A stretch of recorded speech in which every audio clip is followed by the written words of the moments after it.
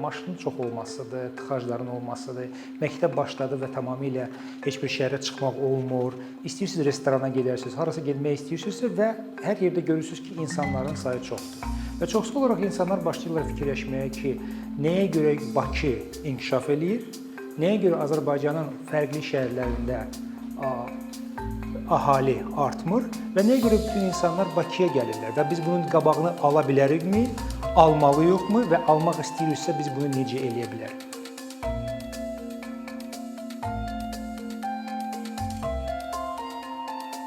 Bugün Azərbaycanda biz statistikaya baxsaq, görəcəyik ki, axırıncı 12-13 il ərzində urbanizasiya səviyyəsi qalxıb. Məsələn, 2009-cu ildə statistikaya nisbətən 52% Azərbaycanlıların şəhərlərdə yaşayırdı. Artıq indi bugünkü zamanda 59%-a kimi Azərbaycan əhalisi şəhər yerlərdə yaşayır. Şəhərlərdə, Bakı şəhərində və sairə şəhərlərdə yaşayırlar. Amma eyni zamanda da bir şey də xatırlamaq istəyərdim ki, Azərbaycanda ən böyük şəhərlərdən biri Bakı şəhəridir. Burada əhalinin sayı nə qədər ola bilər? Rəsmi statistikaya görə 2,2 milyondur. Qeyri-rəsmi statistikaya görə isə gündəlik görsəniz, görəcəksiniz ki, 4 milyona yaxın insan yaşaya bilər Bakı şəhərində və onun ətrafında. Və urbanistikada belə bir terminologiya var. Onun adı deyirlər ki, urban primacy, yəni şəhərin gücü, şəhərin birinciliyi, urban primacy nə deməkdir o? O deməkdir ki, birinci şəhər o şəhər ki, haradakı ən çox insanlar yaşayırlar, ikinci şəhərə nisbi nə qədərdir? Nə qədər çox nisbi yüksəkdirsə, o deməkdir ki, o ölkədə yalnız bir dənə, iki dənə şəhər inkişaf eləyir, o birisi şəhərlər inkişaf eləmirlər. Məsələn, Bakı şəhərində belə baxanda 4 milyon əhali yaşayırsa, ikinci ən böyük şəhərdə Azərbaycanda, Gəncədə 400 minə kimi adam yaşayacaq. O deməkdir ki, urban primacy, bu şəhər üstünlüyü indeksi ona yaxındır. Ona yaxın olan bir indekslər çoxsu olaraq üçüncü dünya ölkələrində olurlar. Məsələn, Latin Amerika ölkələrində, Afrika ölkələrində, Asiya ölkələrində. Avropa ölkələrində bu indekslər 2-dən, 3-dən yuxarı olmur. Məsələn, Avropa ölkələrinə gedirsiniz, başa görürsünüz ki, məsələn, şəhərlər çoxsu olaraq əhali ilə eyni şəkildədirlər. Məsələn, Almaniyaya getsəniz görəcəksiniz ki, böyük bir fərq şəhərlərin arasında yoxdur, əhalinin arasında. Qallandiyaya getsəniz görəcəksiniz ki, eyni şəkildə belədir. Fransada, Amerikada ola bilər biraz fərqlidir. Orada da urban primacy ola bilər 3-dən 4-də yuxarı olur. Məsələn, Los Angelesdə, Chicago'da, New York'da böyük şəhərlərdir. Ondan sonra gəlirlər balaca şəhərlər. Və bugün biz görürük ki, Bakı, Azərbaycanda vəziyyət nə yerdədir? Birinci şəhər çox inkişaf eləyir, çox güclü inkişaf eləyir, əhalisi artır, 4 milyona kimi çatır. Amma ikinci, üçüncü, dördüncü, beşinci şəhərlər tamamilə aşağıda qalırlar. Bu qrafikdən görsəniz, görəcəksiniz ki, məsələn, urbanizasiya səviyyəsində hansı regionlar ən yüksəkdir? Görürsünüz ki, Abşeron regionu Bakı şəhərindən bir yerdə urbanizasiya ən yüksəkdir. Ondan sonra urbanizasiya səviyyələri cürbəcür regionlarda 40%, 45%-ə nisbi ondan ibarətdir. Eyni zamanda da şəhərlərdə əhaliyə baxsanız, bir nömrə gəlir çıxır bizdə Bakı şəhəri, 4 milyona yaxın, sonra gəlir Gəncə, sonra gəlir məsələn Sumqayıt şəhəri və s. və s. Və sual soruşulur ki, bu niyə belə baş verib?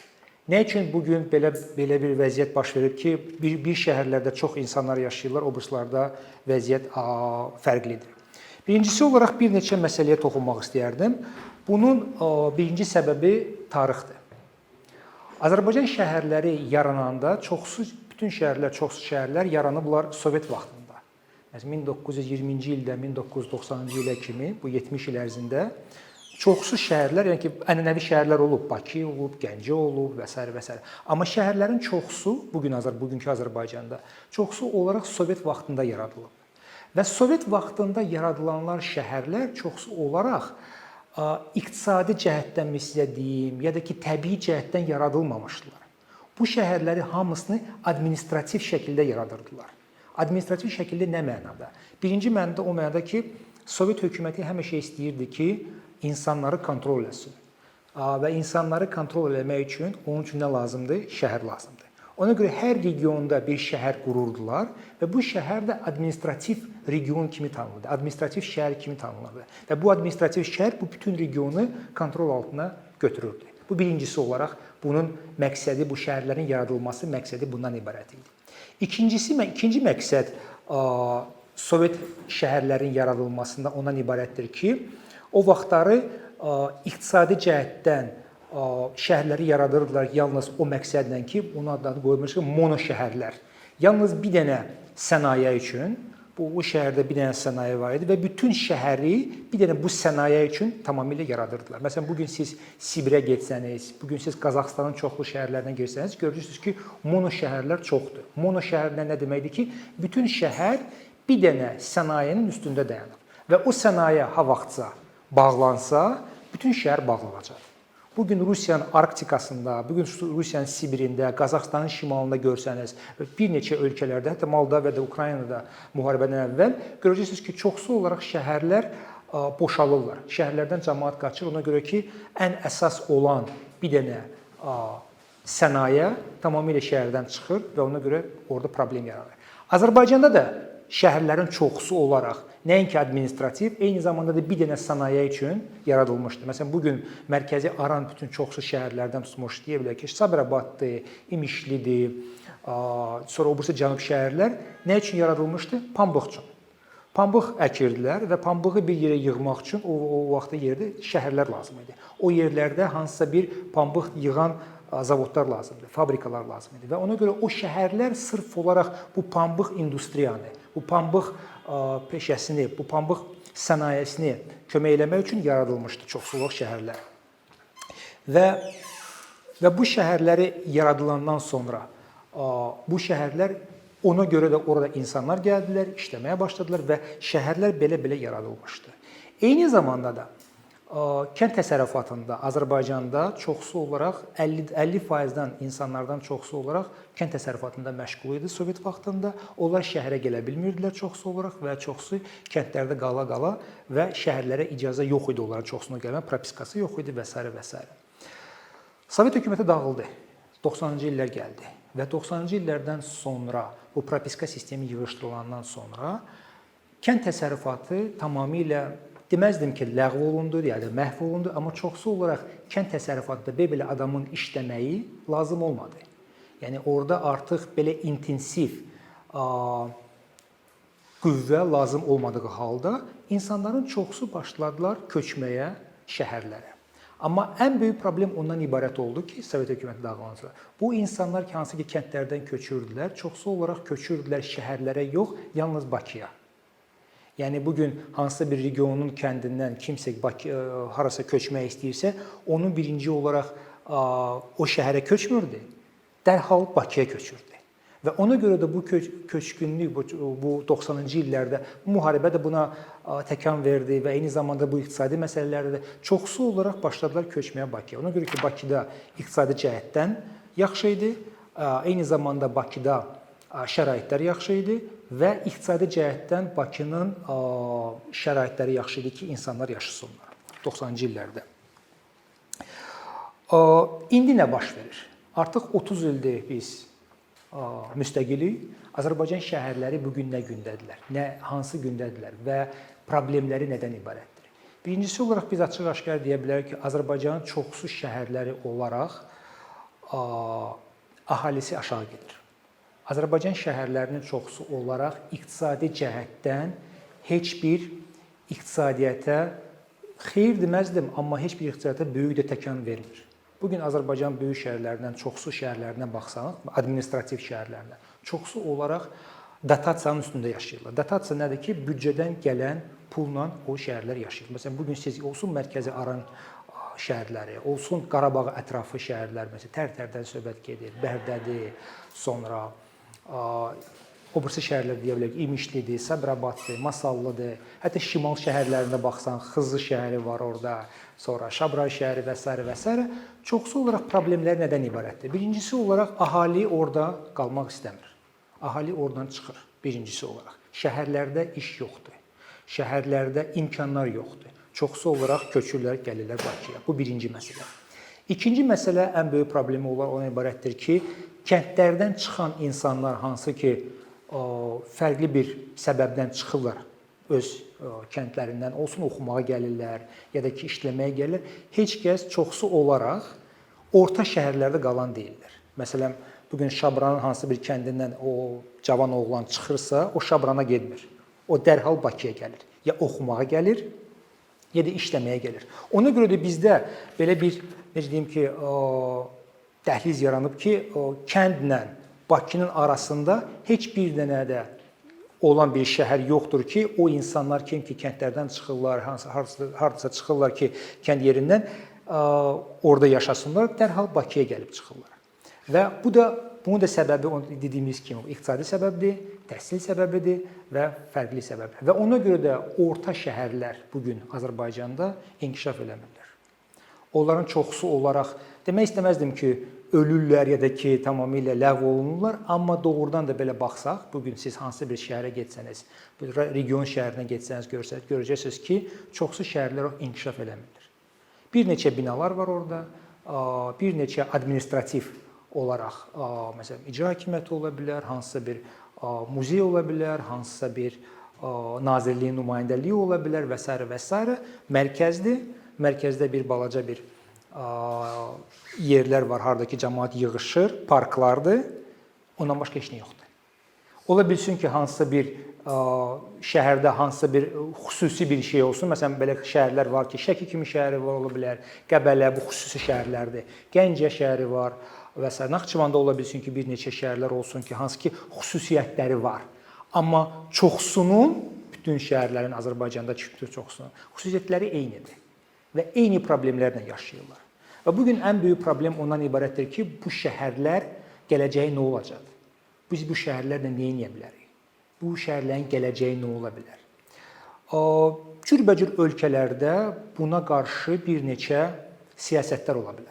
Birincisi olaraq bugün Azərbaycanda heç bir belə siyasət yoxdur ki, məsələn, bu şəhərləri necəsə inkişaf eləyək. Düzdür, planlar var ki, o şəhərləri necə inkişaf eləmək lazımdır və s. Amma əhali tərəfindən, amma necə burada əhalini saxlamaq, necə bu şəhərləri fərqli iqtisadi cəhətdən inkişaf elətdirmək çoxsu olaraq planlar yoxdurlar. Və oturub fikirləşsək ki, hansı planlarla biz nə edə bilərik və hansı tərəfdən biz buna baxa bilərik. Bir neçə ölkələrdə fərqli siyasətlər var. Necə bu şəhərləri ayağa qaldırmaq olar. Birincisi olaraq, ən stabil olaraq bir neçə ölkələrdə siyasətlərdən birisi regionlaşmaq siyasətidir. Regionlaşmaq siyasəti nə deməkdir? O siyasət o deməkdir ki, ha vaxt ki, bir neçə rayonları bir regiona birləşdirib və regionlaşdırırlar bu regionu. Nə mənada? Bu məsələn, biz bugün görsək ki, Gəncədən Qazaxa kimi, Gəncə-Qazax zonasına baxsaq, ya da ki, Aran zonasına baxsaq, da Quba-Xaçmaz zonasına baxsaq, buna biz region kimi yanaşmalıyıq. Və bu regionda belə baxanda bir dənə şəhər olur və balaca şəhərcikləri, onların statusları şəhərdə olur. Amma böyük bir şəhər olur və hər yerdə bir yeri görürsünüz. Məsələn, Amerikaya getsəniz bugün görəcəksiniz ki, məsələn, Vaşinqton şəhəri var, düppədüz ortadadır. Burada Maryland ştatı var, Virginia ştatı var. Oralarda hər yerdə balaca şəhərciklər var. Hətta ora metrolar da gedir, metro da gedir ora. Amma onlar şəhər deyillər, şəhər bir dənədir. Şəhər Vaşinqtondur, Vaşinqtonun ortasıdır. Amma onun ətrafında balaca şəhərciklər var ki, harada ki, məktəb də ola bilər, universitet də ola bilər, kinoteatr da ola bilər, hər şey. Amma onun adı şəhər deyil. O balaca bir şəhərcilikdir. Eyni siyasət Azərbaycan regionlarında da ola bilər. Məsələn, şəhər bir dənə ola bilər, hansı bir regionda, amma onun ətrafında balaca şəhərciklər bir yerləşə bilər. Amma yenə deyim ki, ora şəhər statusu vermək, ya da ki, bütün administrativ bütün işçiləri ora köçürmək biraz düzgün olmaz. Demək, birinci siyasət ola bilsin ki, regionlaşma siyasətidir. Bu birincisi olaraq. İkinci siyasət hansı ki, iqtisadiyyatda buna deyirlər ki, gəl icazə verək, qoy şəhərlər rəqabətə girsinlər. Bu rəqabət siyasətidir. Məsələn, Amerikada çoxsu olaraq nə baş verir? Görəndə ki, şəhər məsələn inkişaf eləmir və problem var şəhərdə, o şəhərdən tamamilə insanlar çıxırlar. Yaşamırlar orada və şəhər tamamilə ləğv olunur. Məsələn, biz də hansı bir moment ola bilsin ki, fikirləşsək ki, gəliz biz bugün bu şəhərlərdən çıxaq və bu şəhərlərdə artıq yaşamayaq. Bu da bir siyasətin birisi ola bilər. Məsələn, indi Rusiyada, Qazaxstanda bu mono şəhərlərlə nə etmək lazımdır? O ən böyük bir problemdir. Mono şəhərlər o şəhərlərdir ki, hansı ki bir dənə zavodun ya da ki bir dənə sənayenin ətrafında fırlanırdı və o sənayenin ətrafında bütün insanlar yığılmışdı. O sənaye sonra bağlandı. O sənayedən sonra heç nə qalmadı və o insanlar kim ki var idilər, oraya çıxdılar, kasıblar qaldı orada və çıxa bilmirlər oradan. Və o da gətirib çıxardır orada kriminal yüksəkdir, orada işsizlik yüksəkdir. Ən böyük problemlər şəhərlərcə məsələn oradan gəlir, ondan ibarətdir. Və siyasət ondan ibarətdir ki, gəliz bu şəhərləri bağlayaq, bu şəhərlər lazım deyil bizə. Gəz bu şəhərləri tamamilə ləğv eləyək, çıxaq. Amerikada nə qədər belə şəhərlər var ki, onlar ləğv olunmuşdular. Məsələn, hansı bir dənə zavodun ətrafındaydı, amma sonra çıxdılar və insanlar o şəhərlərdən çıxdılar və tərk elədilər o şəhərləri. Bizim siyasətimiz də ola bilər ki, hansısa bir şəhərləri biz ləğv eləsək də, ya da tərk eləsək də, onun şəhər statusundan çıxardaq ki, və büdcəyə, Azərbaycan dövlətinin büdcəsinə çox da ziyan vurmasın. Bu ikinci məsələ ola bilərdi ki, hansı siyasəti biz yerinə yetirə bilərik. Və s. Bir neçə də deyə bilərəm ki, bugün çoxsu olaraq bir neçə ölkələrdə ən əsas olan sənədlərdən biri milli urbanizasiya strategiyasının əsasında qurulur. Birincisi olaraq ölkələr olsun Hindistandır, olsun Çindir, Bangladeşdir və s. ölkələr milli urbanizasiya strategiyasını qəbul edirlər ki, və o strategiyanın əsasında başa düşürlər ki, hansı şəhərlərə onlar sərmayə yatırmalıdırlar, hansı şəhərlərə onlar insanları köçürtməlidirlər, hansı şəhərlərə onlar bu mənada inkişaf elətdirməlidirlər. Bugün Azərbaycanda ən böyük problemlərdən biri ondan ibarət olacaq ki, gələcəkdə biz böyük qayıdışa başlamışıq. Məsələn, Qarabağda təzə şəhərlər tikməyə başlayacaq. Məsələn, bir neçə şəhərlər başlayacaq. Ağdamdır, Füzulidir, artıq başlayıblar onları bərpa eləməyə. Cəbrayıldır, Qubadlıdır, Zəngilandır, Laçındır, Kəlbəcərdir. Və burada bir mənalı bir sual yaranır ki, biz bu şəhərləri necə tikəcəyik və biz bu şəhərlərə necə qayıdacaq? İkinci sual ondan ibarətdir ki, bu şəhərlərə kim qayıdacaq və necə qayıdacaq? Hansı əsasda qayıdacaqlar və s. Və eyni zamanda da bir yaxşı fikir verməliyik ki, o birisi şəhərlərdə insanlar çıxıb gedirsə, biz Qarabağa cəmaatı necə qaytaracaq? Onun əsasında necə qaytaracaq? Necə deyim sizə, hansı motivasiyanı insanlara biz verə bilərik ki, onlar Qarabağa qaytarsınlar. Məsələn, bugün açıq-aşkar desək ki, bugün mən şəxsən hardasa Ağcabədidə ya da ki, Beyləqanda yaşamaq istəmirəmsə, məsələn, bugün mən nə üçün gedib Füzulidə yaşayacağam ya da Zəngilanda yaşayacağam? Bu sualı birinci biz soruşmalıyıq ki, nə üçün, biz nə etməliyik ki, insanlar ora getsinlər? Və ona görə də bunun üçün bizim Azərbaycan üçün milli, onu ingiliscə deyilir ki, National Urban Strategy, milli urbanistika, şəhər salma strategiyası lazımdır ki, bu yalnız planlovka deyil, bu planlamaq deyil şəhərləri, sırf olaraq strategiyadır ki, insanları və ən birinci halda gəncləri biz o şəhərlərə necə qaytaraq? Bugün bizdə yenə də görürsünüz ki, region şəhərlərində gənclərin sayı azdır. Çoxsu olaraq gənclər hardadılar? Bakı şəhərində. Hara gedirlər? Yenə deyirəm, Bakı şəhərə qayıdırlar. Amma heç kəs regionlarda qalmaq istəmir. Necə bunu eləmək olar ki, nəinki regionda qalsınlar, eyni zamanda da təzə şəhərlər yaradılandan sonra o şəhərlərə qayıtmaq üçün, onlar üçün motivasiya olsun.